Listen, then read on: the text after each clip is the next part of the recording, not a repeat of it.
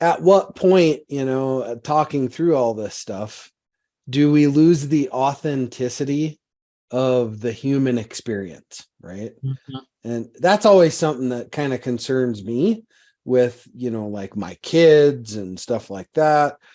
Because I'll tell you, our kids spend a lot of time on screens nowadays and that screen time stuff.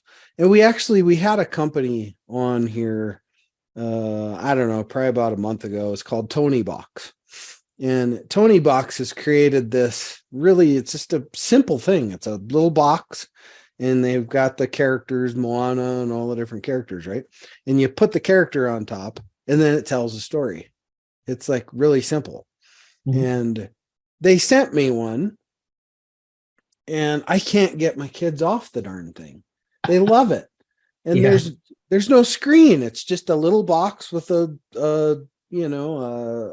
speaker in it, and you Mhm. can change out the characters, and it does the different stories and so on and so forth. So it's like, at what point do we get too much to where it's like technology overload, and like you don't even need people anymore? Yeah. That's a So good point. I think, I mean, my answer to that is really it's you can, I have the mindset that you can use AI to be able to do a lot of wonderful things. And as long as you are using it correctly and mhm. have that human element, then, everything will work out from that standpoint. But if you take away the human element, that's where I think you're going to have problems. That's when there's not the creativity. You're using AI to help push something further.